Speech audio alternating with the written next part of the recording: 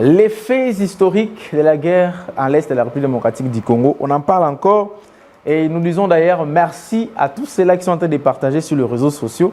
Je commence d'abord par saluer cette page qui a aussi publié, qui a partagé cette émission la fois dernière avec M. Emmanuel Mouenge, Congo-Kinshasa. M. Emmanuel, d'abord, je vous salue. Bonjour. Bonjour, M. Hervé. J'étais flatté de voir que notre émission avait été partagée massivement sur Facebook et que maintenant, même où on parle, il y a des gens qui sont en train de suivre.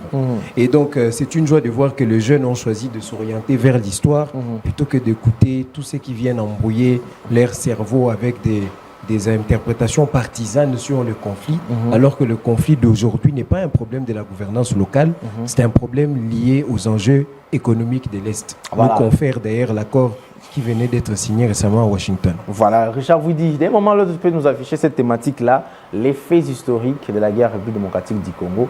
Mais c'est Emmanuel Mouenge, j'ai comme l'impression, il y a quelqu'un qui nous a dit aussi que nous commençons à être bilingues. Hein. Bon, oui. Bon, il a dit degré ou de force, on va imposer les gens sur cette émission. J'ai lu son commentaire sur Facebook, il dit degré ou de force, on doit imposer cette émission.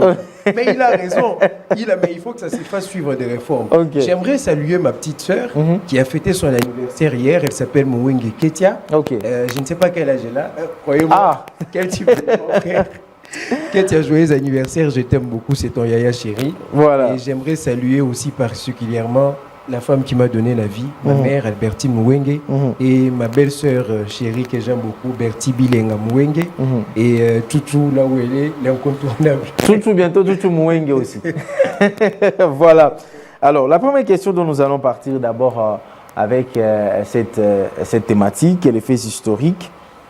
Moi, j'étais en train de suivre, je pense que c'était arrivé à 97, je ne sais pas, le nom m'échappe, j'espère que M. Emmanuel va se rappeler de ce nom, qui était en train de tracer les mêmes choses à l'époque de Mobutu et Mosé Laurent Désiré Kabila, la montée des AFDL, qui était aussi d'expliquer la même chose qui s'est passée, et aujourd'hui apparemment, les mêmes choses se répètent. Oui, les mêmes événements se répètent, seulement ils vont échouer.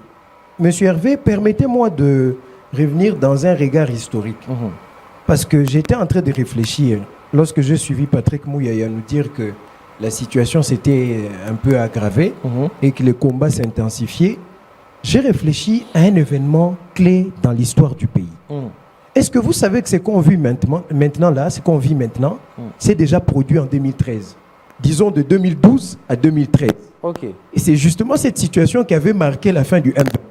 J'aimerais dire à ceux qui me suivent maintenant là, qu'ils me regardent bien. Joseph Kabila n'a jamais battu les M23 en 2013. C'est un gros mensonge. Oui, je vais patienter, on va venir. Parce que moi, ce que j'aime, c'est ce genre de débat où on met les gens face aux évidences, face aux faits.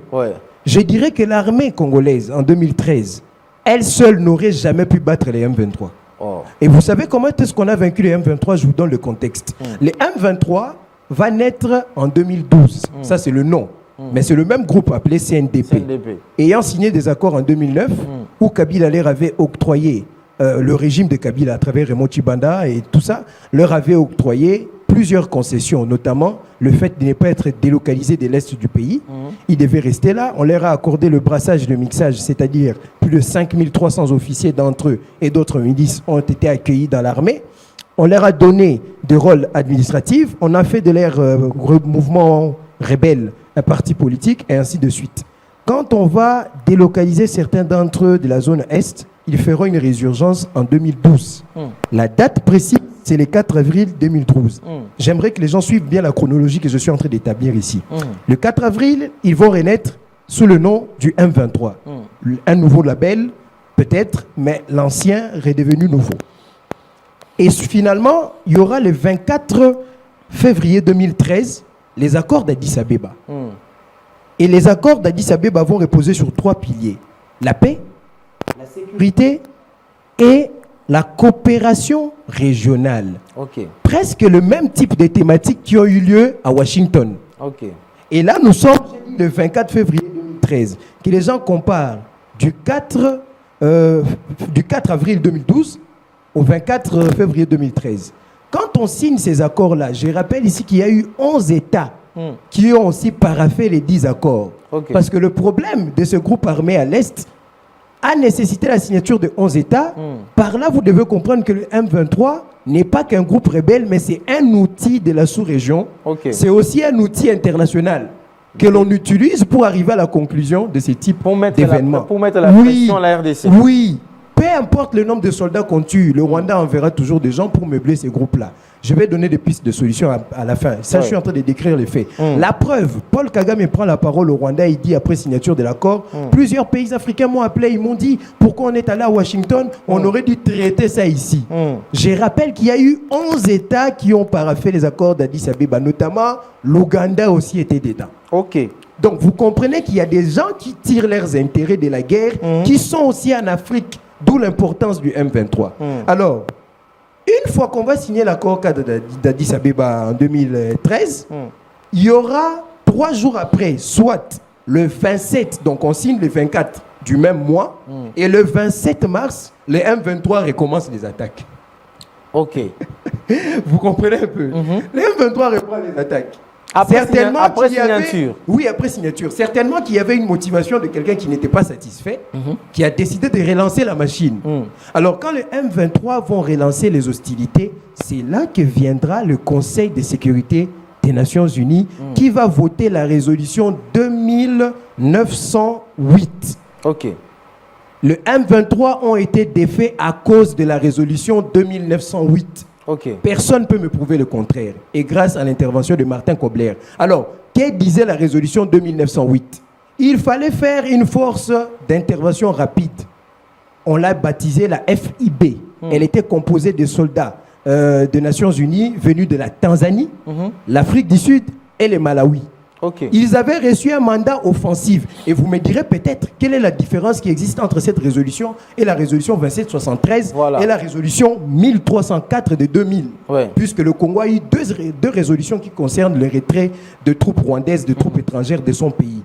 Les 2 résolutions-là, 2773 et 1304, n'ont jamais été votées sous le chapitre 7 du Conseil de sécurité des Nations Unies. C'est le chapitre qui consacre les caractères contraignants d'une résolution. C'est-à-dire, ça donne un monopole à l'utilité de la violence au cas où le concerné par la résolution ne veut pas passer à l'exécution de cette résolution. C'est ainsi que la résolution 2098 va être votée sous chapitre 7 et va donner un mandat offensif. Et c'est cette force-là de la MONUSCO avec Martin Kobler qui travaillera avec Mamadou Ndala et ensemble, ils vont mettre à terre les M23. Or, sans cette résolution, le M23 ne pouvait pas être défait. Vu le soutien qu'il a vu dans la sous-région. Oui. Et les mêmes soutiens qu'il a aujourd'hui. Plus qu'il est un problème international, un outil international, l'international a décidé de sa dissolution ce jour-là. Ok. Donc sans ça, donc on ne donne pas la gloire. Maintenant, posez-vous la question. Une rébellion d'une année qui prend fin quand on signe des accords et qui prend fin de manière directe lorsqu'on vote une résolution. Vous pensez que le problème du Congo est un problème qui va se traiter un dialogue interne, dialogue local, problème congolais? Non, tant qu'il y aura des ressources économiques à l'est du pays, nous aurons toujours des causes internationales qui vont engendrer des problèmes pour que le contrôle des minerais soit clairement établi. Maintenant, M. Hervé, où se trouve l'anguille sous roche, la vraie base du problème? Le dit accord n'a pas parlé de brassage et mixage, ça c'est une vérité, de manière explicite. Mais dans cet accord, on nous a parlé des réformes dans les services de sécurité comme la police et l'armée. Ça c'est l'accord de 2013. Je me suis toujours posé une question. Pourquoi traiter avec un État agresseur sur des questions qui tablent sur la souveraineté de notre État? Pourquoi à l'époque on a voulu mettre la réforme de l'armée et des services de sécurité dans cet accord qui devait mettre fin à la rébellion? Pourquoi chercher la paix avec des rebelles en initiant des réformes? C'est parce qu'on avait compris que quand il y a les termes brassage, mixage, intégration et consort, ça jette un doute sur le processus de paix. Ce qui fera que tant que le Rwanda aura son monopole dans la sous-région, peu importe ce que l'on signe avec lui, cela peut nous garantir une paix, mais provisoire. Le Rwanda vient de nous prouver qu'il ne répond qu'au langage de la force. Et comme je disais que l'histoire se répète, aujourd'hui, au moment où je vous parle, il y aura une réunion du Conseil de sécurité des Nations Unies à 16h. Donc, il y a des chances. Je ne dis pas que ça va se passer comme en 2013. Je ne dis pas explicitement. Il y a des chances que cela se fasse de la même manière. En tant que témoin de l'histoire, ayant analysé le fait, il y a des chances que si réellement il y a l'intérêt de ces grandes puissances dans l'accord de Washington. Celles-ci vont se porter garant. Ok. Oui, Emmanuel Mouenge, tu attends ce que les autres fassent les travaux à notre place. Tu n'as pas compris comment le monde fonctionne. C'est lui qui va me faire cette reproche-là. C'est eux qui ont créé le problème et c'est eux qu'on est venu rencontrer. On appelle ça, on a créé une zone d'intérêt commun pour sortir un marché illicite vers la légalité, que celui-ci soit encadré, que celui-ci nous profite. Donc, nous leur avons montré qu'on peut transiter vers un autre système qui ne réclame pas la guerre. Et maintenant, comme ils ont trouvé leur intérêt en signant, à eux de défendre leur intérêt en faisant cesser le conflit qu'ils commencent et qu'ils soutiennent. Et puisque la France, je le dis, j'accuse la France d'être derrière les M23. Ça, c'est une vérité derrière l'armée rwandaise. Ça, c'est totalement faux. Surtout parce qu'il y a encore des accords qui viennent d'être signés il n'y a pas longtemps. Oui, des accords de coopération. Mais ils ont relancé ça jusqu'en 2025, cette année. Et c'est de cette coopération-là qu'ils fournissent armes et autres. Je vous rappelle qu'en pleine réunion du Conseil de sécurité des Nations Unies, la Russie a accusé la France de détourner des armes destinées à l'Ukraine vers la République démocratique du Congo pour soutenir les groupes rebelles. Donc c'est une vérité indéniable et l'histoire me donnera raison un jour. Donc il y a des chances que les événements se terminent comme en 2013. Ouais, vous avez parlé des pistes de solutions. Si on peut y aller comme ça, en attendant, parce que je vous vois encore aujourd'hui avec un autre livre, La République démocratique du Congo et sa sécurité. Ah, vous avez lu. C'est du colonel Laurent Mamina. Ouais. La République démocratique du Congo et sa sécurité. J'invite les gens à lire. C'est les vérités que j'ai retracées ici. Vous trouverez certaines d'entre elles dans cet ouvrage ici. Alors, moi, j'ai une piste de solution. J'ai des pistes de solution, mais j'aurais voulu qu'on balance l'image que je vous avais envoyée. Malheureusement, on n'a pas eu le temps. Oh là là, malheureusement, on n'a pas eu le temps. Il y a l'image que vous avez. J'avais proposé 3 pistes de solutions il y a plusieurs mois. Cette vidéo d'ailleurs est en train de faire rage dans Facebook. Même si c'est un peu tardif. C'est notre plateau. Maintenant, ici, c'est notre plateau. Mais c'est Mouenge. Alors, c'est un autre plateau. J'avais donné 3 pistes de solutions. Je vais élaguer les 2 autres puisque on a déjà fini de traiter avec les États-Unis. La piste la plus importante, c'est la guerre sous-régionale. Le Rwanda ne nous fait pas la guerre qu'à nous au Congo pour le plaisir de faire la guerre au Congo. Le Rwanda sait que le secret de la domination de la sous-région repose dans les ressources de l'Est. Puisque le monde a besoin des minéraux de l'Est, c'est lui qui contrôle les minéraux de l'Est, contrôle la sous-région. Parce qu'il aura la protection, le protectorat du système occidental. C'est-à-dire des Français, des Américains et consorts. Alors, le Rwanda, sachant qu'il avait perdu quelques aspects de son emprise lors des accords de Washington, notamment la traçabilité des minéraux, qui est très essentielle, qui, grâce à elle, nous montrera qui possède des minéraux et qui ne possède pas. Quand on signe des accords avec ces principes, à la longue, quand on va découvrir que 80% des minéraux viennent de chez nous et qu'il y aura la paix, nous serons en mesure de réclamer plus de responsabilités dans la chaîne de production minière. C'est-à-dire de l'exploitation, on pourra même demander le raffinage. Et ce qui va donner une suprématie de l'industrie minière congolaise par rapport au Rwanda qui, elle, ne possède pas grand-chose en réalité. Maintenant, comme je perds la traçabilité, qu'est-ce que je dois gagner? C'est le territoire. C'est comme ça que Nanga vous parlait du fédéralisme.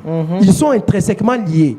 Cette logique voudrait qu'avant d'aller à Doha, Kagame lance les hostilités pour avoir plus de localités, ce qui va faire pencher les rapports de force en sa faveur. Et comme ça, lorsqu'on sera à Doha, vu qu'il a conquis plusieurs endroits, il aurait conquis plusieurs endroits, c'était selon ses entendements, celui-ci pourra imposer des conditions à travers les M23 pour que le territoire reste entre ses mains. Genre déclarer une république fédérale entre ses mains. Donc, plus besoin de traçabilité puisque je contrôle les secteurs. Et donc, vous ne pouvez plus respecter les accords vu que vous n'avez rien à fournir. Je garde le monopole. Et il y a des gens qui les soutiennent, notamment des lobbies miniers. Donc, dans ce contexte-là maintenant, ayant le but de la domination de la sous-région, qu'est-ce qu'on doit faire? Nous devons opposer à la guerre du Rwanda une rhétorique sous-régionale. C'est-à-dire faire une guerre sous-régionale. C'est ça la solution. Inviter les autres pays de la sous-région. La RDC a réussi un gros coup. À l'époque, nous avons 3 petits ninjas qui étaient nos ennemis. Permettez-moi les termes. Le Rwanda, l'Ouganda et le Burundi. Le coup que Félix Tshisekedi a réussi, c'est le coup du siècle en ramenant le Burundi de notre côté. Il y a plusieurs kilomètres entre la frontière du Rwanda et du Burundi. Un accès direct est facile de le frapper et le déstabiliser. Donc, avoir un allié comme le Burundi, c'est un allié stratégique dans la sous-région. Surtout qu'Ndaïchimi n'est pas un touti, parce qu'on connaît les velléités de l'Empire, Himatuti, dénoncé par Mosé, avec le Ruto et le consort qui sont de la même liesse.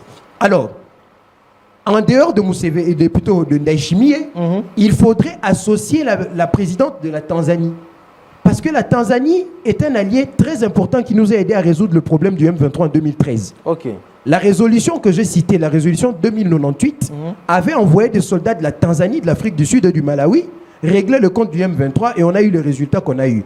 Si on fait une alliance avec l'Afrique du Sud, la Tanzanie et le Burundi, l'Afrique du Sud qui d'ailleurs a perdu ses soldats ici pour nous défendre, la Tanzanie qui a accusé le Rwanda d'avoir manigancé le coup d'État, la tentative de putsch contre la présidente tanzanienne, les chefs de la police a accusé des individus. Ils ont même éprouvé. Hein, parce que, des individus parlant Kinyarwanda. Ils ont accusé l'ambassadeur du Rwanda en Tanzanie d'être le chef des opérations de déstabilisation. Ce sont des arguments qui peuvent nous ouvrir la porte à une alliance sous-régionale pour faire une riposte contre l'attaque rwandaise. Alors là, vous mettez le soutien du Rwanda face à une évidence.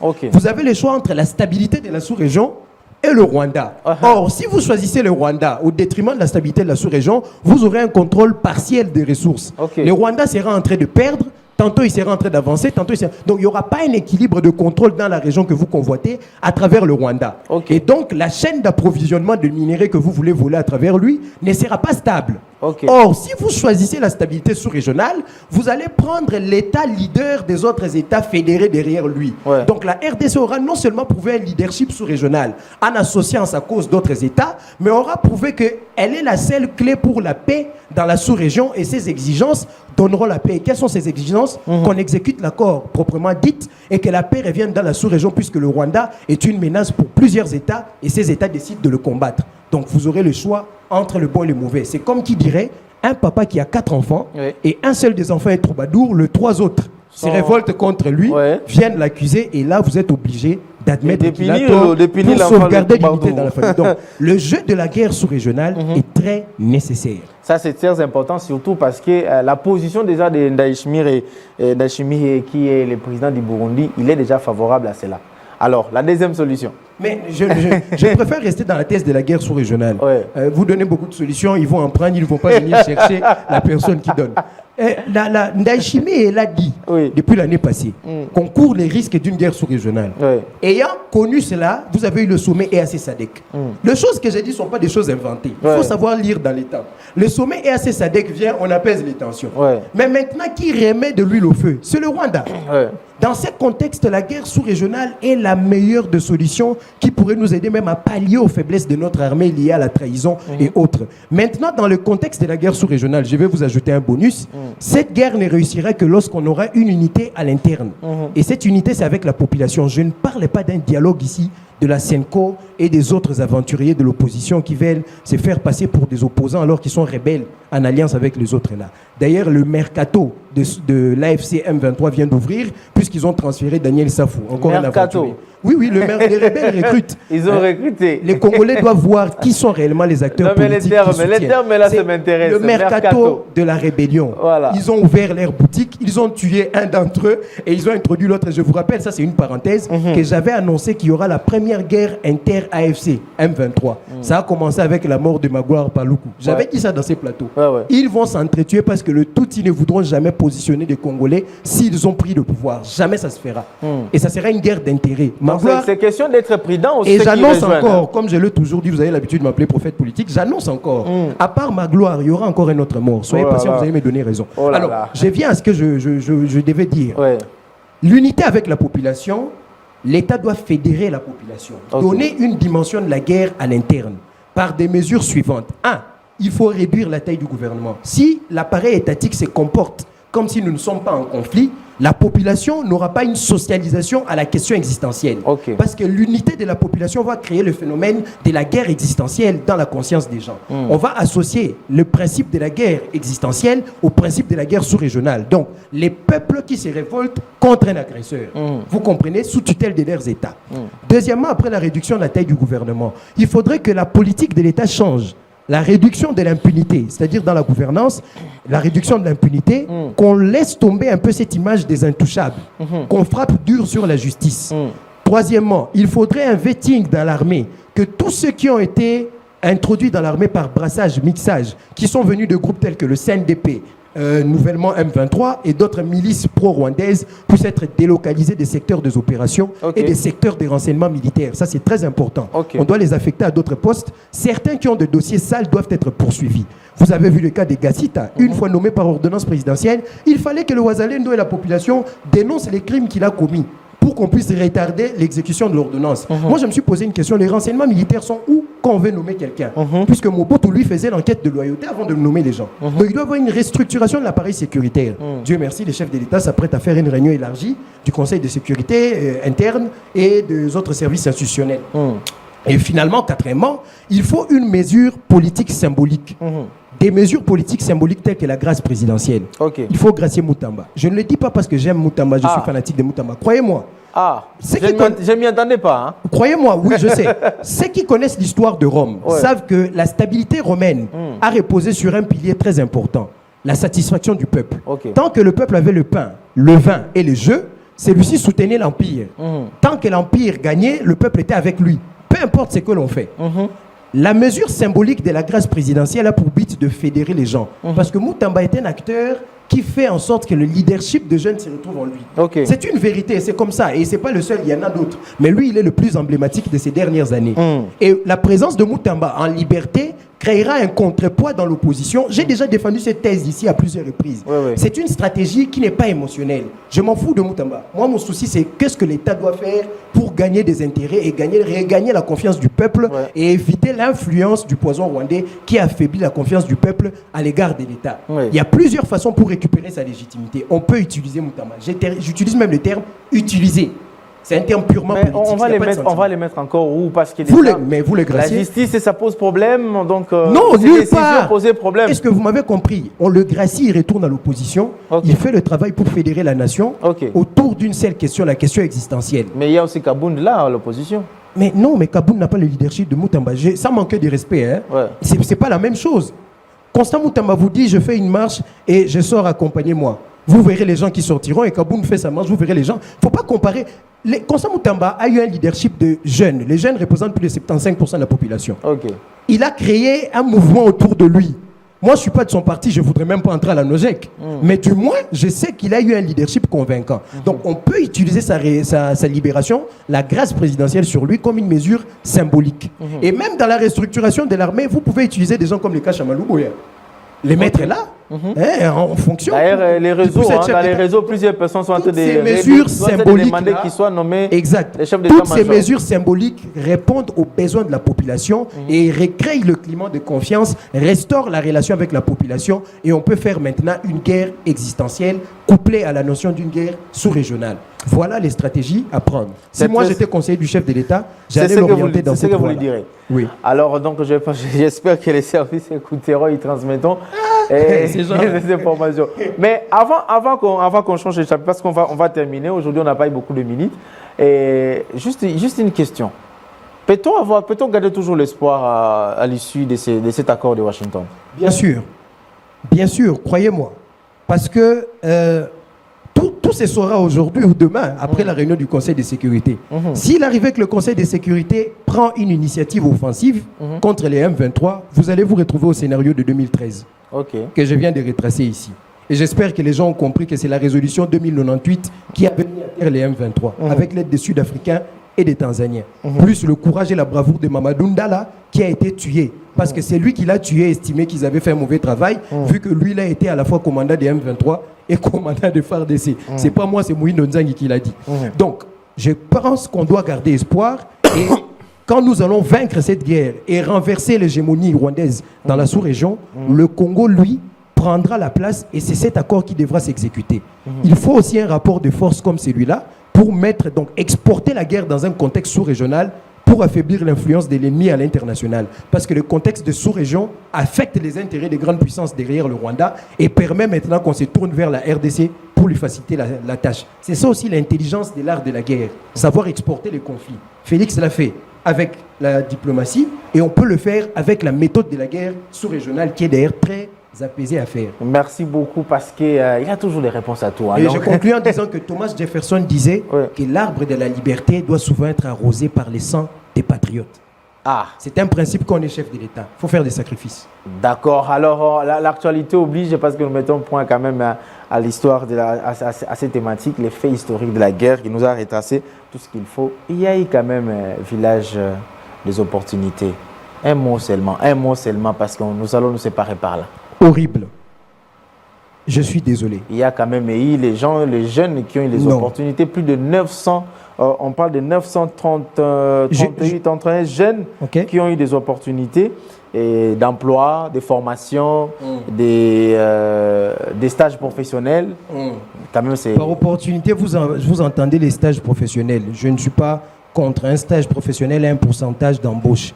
Dans un pays où l'inspection du travail est incapable de contrôler les SMIC, il faudrait encore voir si cet emploi-là aura un salaire qui donnera une dimension alimentaire. Ça, c'est très complexe. Il faut en avoir d'abord. Déjà, Celui qui n'en déjà avait le pas. problème avec l'événement, c'est quoi? Ouais. J'ai reproché ici la ministre de la Jeunesse et je pense qu'elle ne fera pas longtemps dans ces postes-là. Je vais vous annoncer les faits.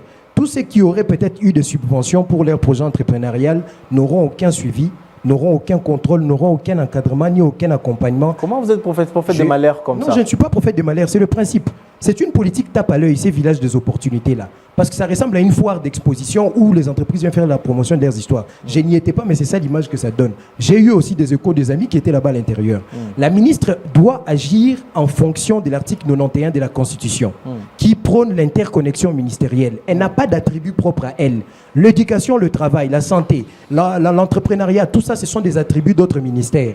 Elle, son travail, c'est faire quoi? Veiller à ce que le politique de ces ministères se contextualise en fonction des besoins des jeunes. Et comment on connaît les besoins des jeunes? C'est à travers le Conseil national de la jeunesse, dans sa décentralisation dans les provinces, qui n'est pas effective jusque-là. J'ai fait des reproches ici en désordre, on ne m'a jamais entendu. Le village des opportunités est à Kinshasa. Les jeunes de Kalemi, les jeunes du Kwilu, du Kwango, les jeunes de Bagata, Bongandanga, quelle est l'opportunité que vous leur donnez? Ça va s'exporter Donc de ville on en va ville. attendre à chaque fois que l'événement sera organisé ici, mais c'est une lenteur. Les opportunités doivent être H24, chaque jour. Ça ne doit pas attendre un événement. C'est un principe de politique de vue, tape à l'œil. Voilà comment quand on organise, on invite la première ministre, on invite XY, et à la fin, il n'y a aucun contenu.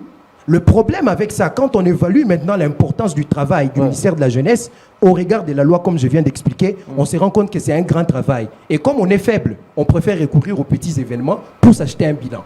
Et c'est ça. Tant qu'on n'aura pas un ministre capable d'agir dans la démarche institutionnelle que moi je donne, capable d'agir avec cohérence, comme moi je l'ai souvent dit dans ces plateaux, vous n'aurez rien de plus Merci beaucoup. que des événements et il n'y aura aucun changement. Merci beaucoup, M. Emmanuel. Les gens qui ont été supportés par Soukanaboul, combien ont créé des PME?